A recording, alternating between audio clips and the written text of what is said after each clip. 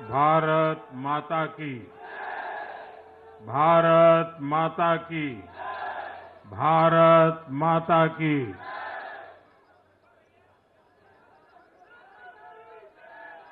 हम सबने सुना है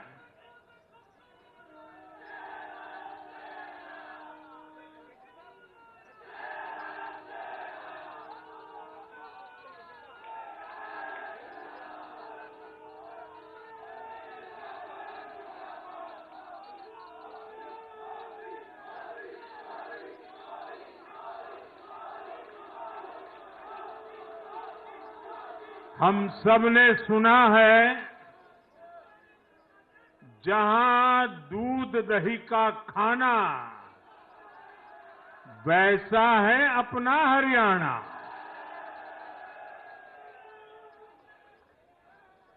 हरियाणा के लोगों ने फिर कमाल कर दिया है और कमल कमल कर दिया है। साथियों, आज नवरात्रि का छठा दिन है। मां कात्यायनी की आराधना का दिन है।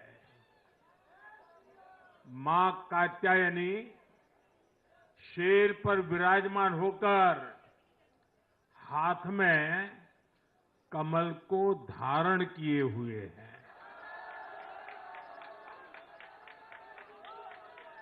हम सभी को आशीर्वाद दे रही है। ऐसे पावन दिन हरियाणा में तीसरी बार लगातार कमल खिला है।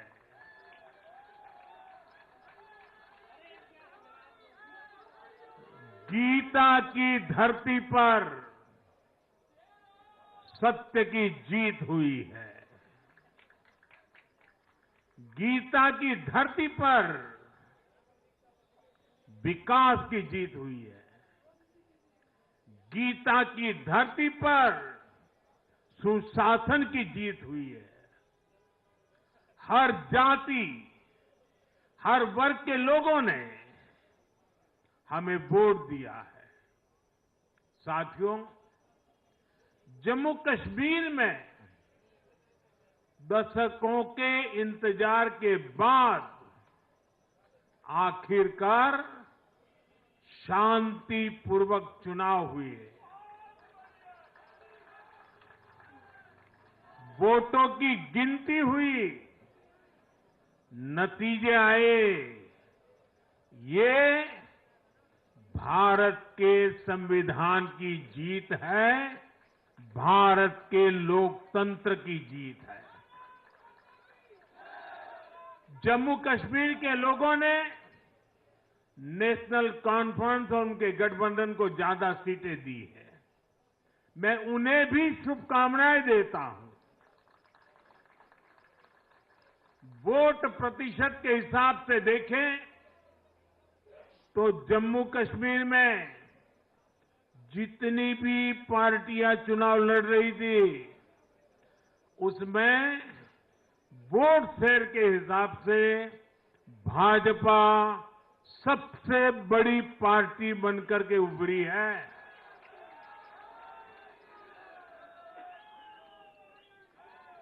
मैं हरियाणा और जम्मू कश्मीर में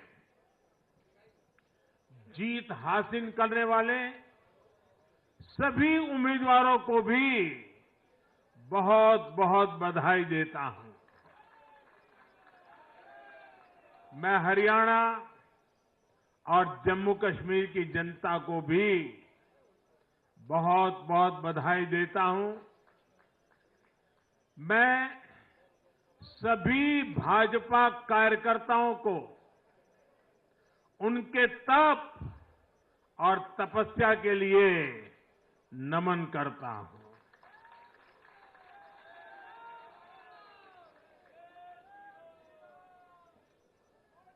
हरियाणा की ये जीत कार्यकर्ताओं के अथाग परिश्रम का परिणाम है। हरियाणा की ये जीत नड्डा जी और हरियाणा की टीम के प्रयासों की जीत है।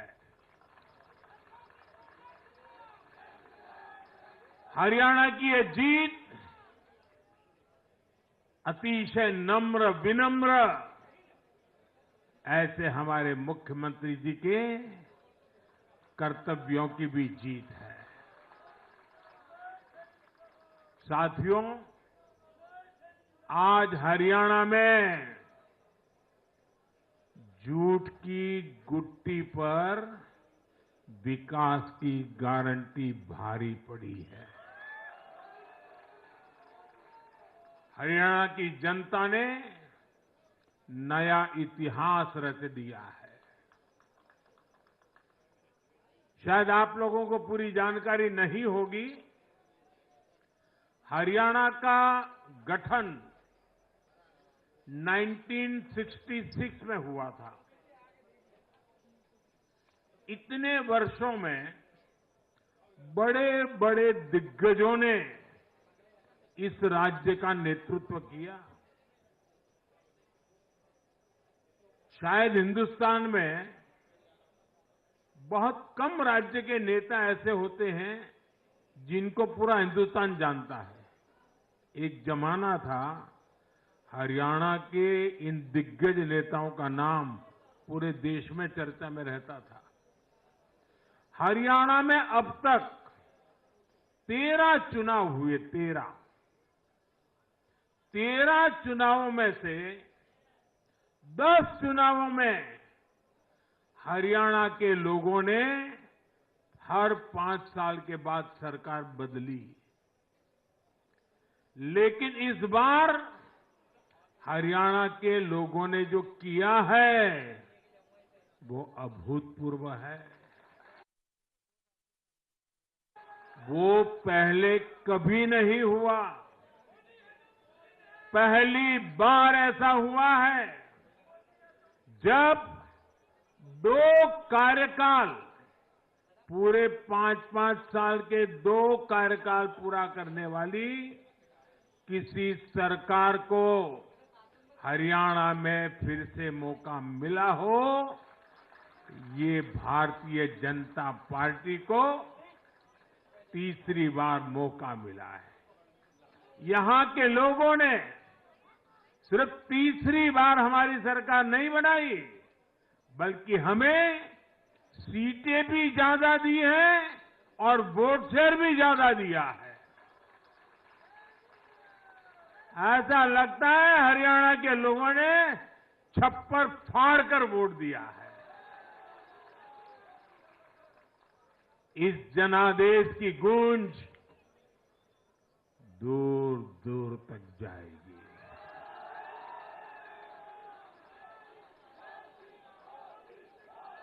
साथियों,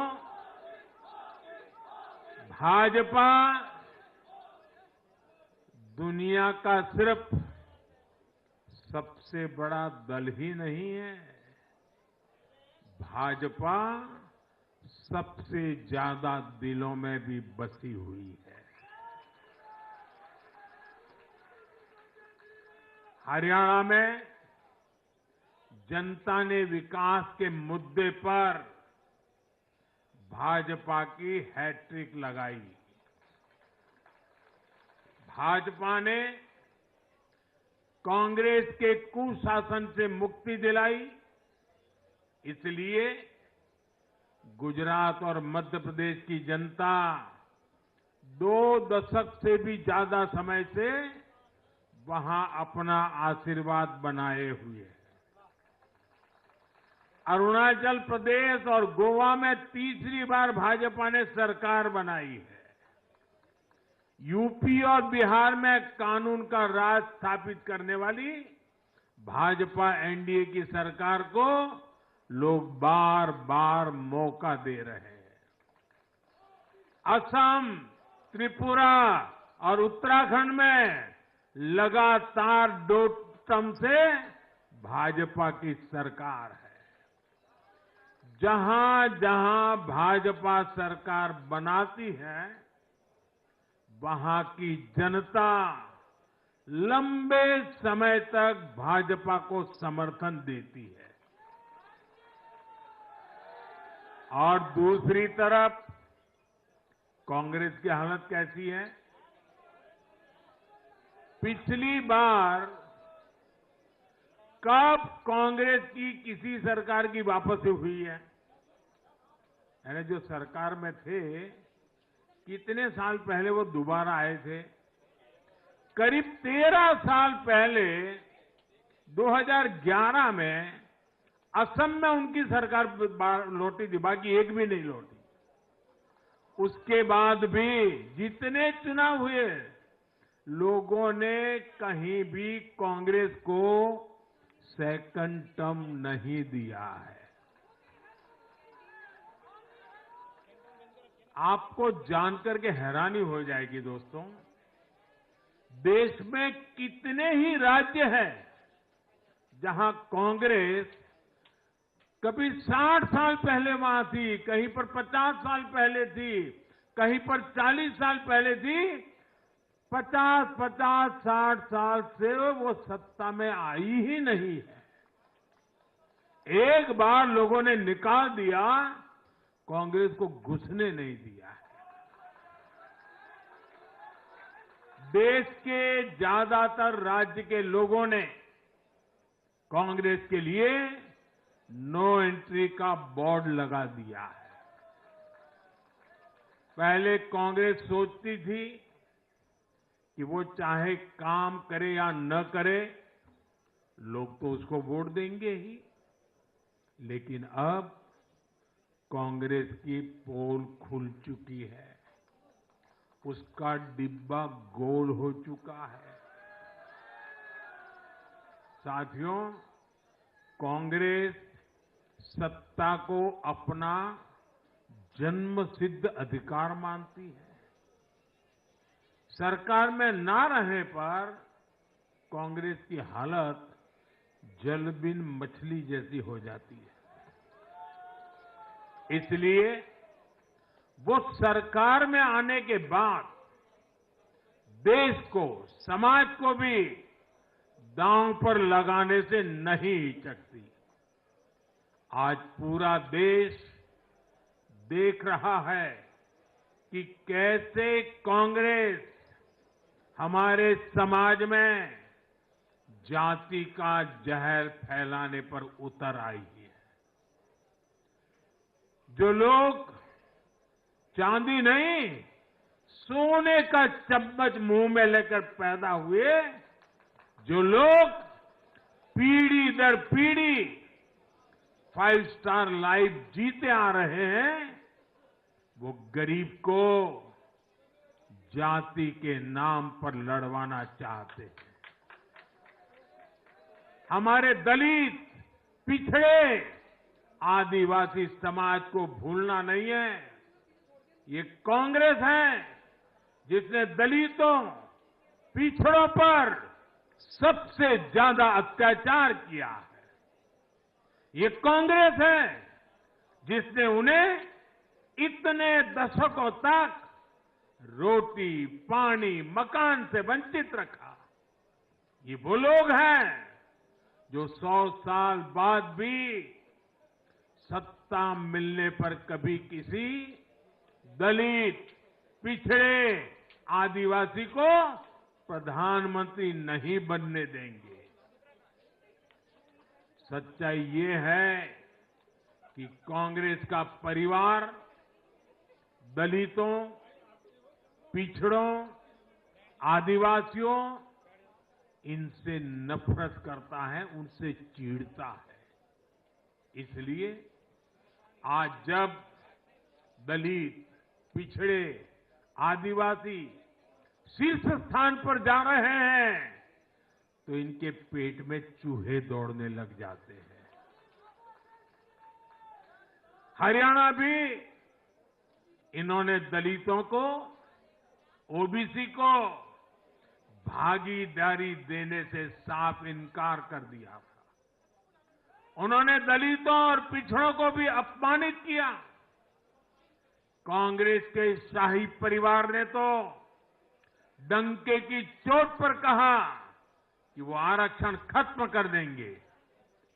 दलित और पिछड़ों का आरक्षण छीनकर कांग्रेस अपने वोट बैंक में देना चाहती थी। हरियाणा भी वो यही करने जा रही थी। साथियों, कांग्रेस भारत के समाज को कमजोर करके, भारत में अराजकता फैलाकर देश को कमजोर करना चाहती है। इसलिए वो अलग अलग वर्गों को भड़का ही रहे हैं, लगातार आग लगाने की कोशिश कर रहे हैं।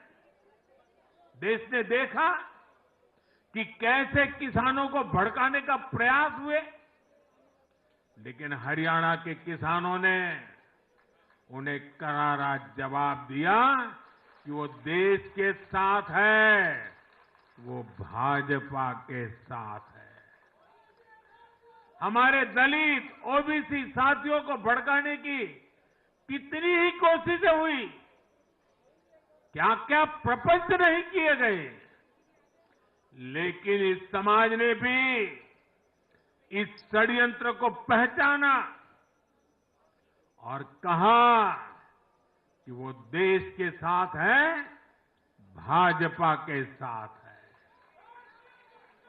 इन लोगों ने हमारी सेना को लेकर भी अपप्रचार किए, हमारे नौजवानों को भड़काया। इस साजिश को भी हरियाणा के नौजवानों ने नाकाम कर दिया। आज हरियाणा ने कांग्रेस को दो टूक संदेश दे दिया है। ये देश विरोधी पॉलिटिक्स नहीं चलेगी। हरियाणा की हर बिरादरी, हर परिवार ने एकजुट होकर वोट दिया, देशभक्ति से ओतप्रोत होकर वोट दिया। देशभक्तों को बांटने की साजिश को हरियाणा ने फेल कर दिया। साथियों, बीते कुछ समय से भारत के विरुद्ध भांति भांति के षड्यंत्र चल रहे हैं। भारत के लोकतंत्र को, भारत के अर्थतंत्र को, भारत के सामाजिक ताने बाने को कमजोर करने के लिए भांति भांति की साजिशें हो रही है, अंतर्राष्ट्रीय साजिशें हो रही है। आज मैं बहुत जिम्मेदारी के साथ मेरे प्यारे देशवासियों से कह रहा हूं कि कांग्रेस जैसी राष्ट्रीय पार्टी और उनके चट्टे बट्टे इस खेमे में शामिल है, इस खेल में शामिल है। देशभक्त हरियाणा ने आज ऐसी हर साजिश को भी मुंह तोड़ जवाब दिया है। भारत और हर भारतीय को संकल्प लेना है कि हम ऐसी किसी साजिश को सफल नहीं होने देंगे। भारत विकास के रास्ते से नहीं भटकेगा। साथियों, आज के चुनाव नतीजों ने एक और बात स्पष्ट की है। कांग्रेस आज पूरी तरह परजीवी पार्टी बन गई है।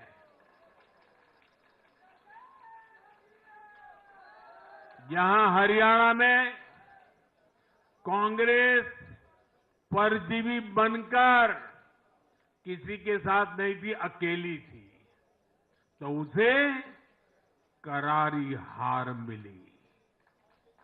जम्मू कश्मीर में उसकी सहयोगी पार्टी डर के मारे पहले से कई कह रही थी कि कांग्रेस की वजह से उसे नुकसान हो रहा है और आज के नतीजों में भी वही दिखा है। आपको याद होगा लोकसभा चुनाव के नतीजों ने भी हमने यही देखा था। लोकसभा में कांग्रेस जितनी सीटें जीती उनमें आधी से ज्यादा सीटें वो अपने सहयोगियों की वजह से जीती है। इसके अलावा जहां सहयोगियों ने कांग्रेस पर भरोसा किया वहां उन सहयोगियों की ही नैया डूब गई। कई राज्यों में कांग्रेस के खराब प्रदर्शन का खामियाजा उसकी सहयोगी पार्टियों को उठाना पड़ा। कांग्रेस ऐसी परजीवी पार्टी है जो अपने सहयोगियों को ही निगल जाती है। साथियों, कांग्रेस एक ऐसा देश बनाना चाहती है जहां लोग अपनी ही विरासत से नफरत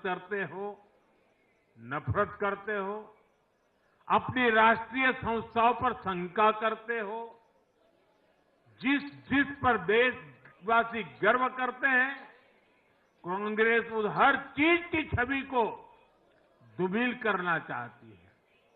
देश का चुनाव आयोग हो, देश की सेना हो, हमारी पुलिस हो, देश की न्यायपालिका हो, कांग्रेस हर संस्था पर दाग लगाना चाहती है। आपको याद होगा लोकसभा चुनाव का परिणाम आने के पहले इन्होंने किस तरह का कोहराम मचाया था।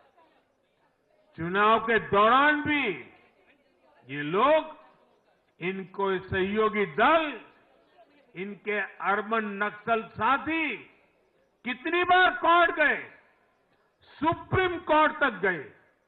और किस लिए? ताकि ये लोग चुनाव आयोग की संवैधानिक निष्पक्षता पर बट्टा लगा सके। आज भी उन्होंने ऐसा ही काम किया है। आज भी कांग्रेस ने देश की जनता को गुमराह करने की कोशिश की है। कांग्रेस हर बार यही कोशिश करती है कि हमारी संस्थाओं की निष्पक्षता पर सवाल उठाए, उसकी प्रतिष्ठा पर आघात करे। कांग्रेस की यही आदत रही है। कांग्रेस बड़ी बेशर्मी से ऐसी करतूतें करती आ रही है।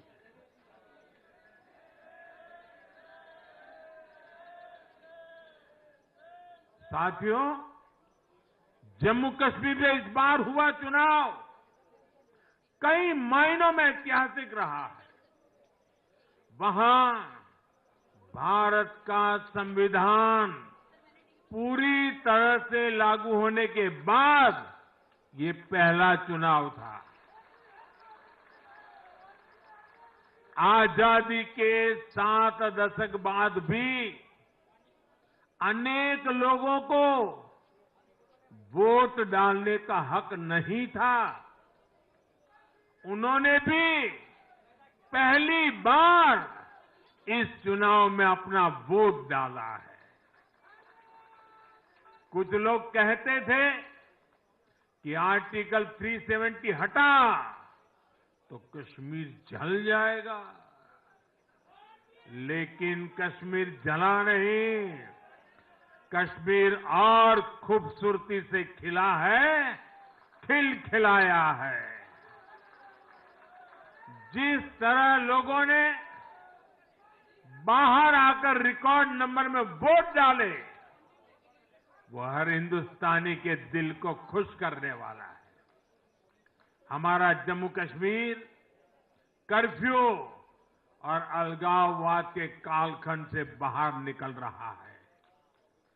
1947 के बाद पहली बार हमारी सरकार ने जम्मू कश्मीर में बीडीसी के चुनाव कराए।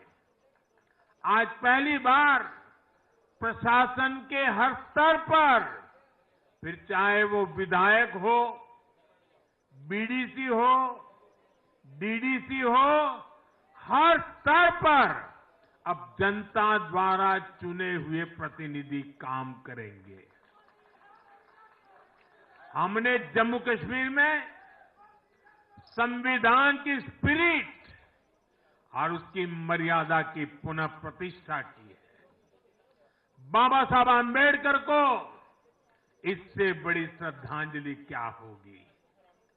साथियों, मैंने विकसित भारत के लिए 4 स्तंभों की चर्चा, बार बार उस चर्चा को आपके सामने रखा है।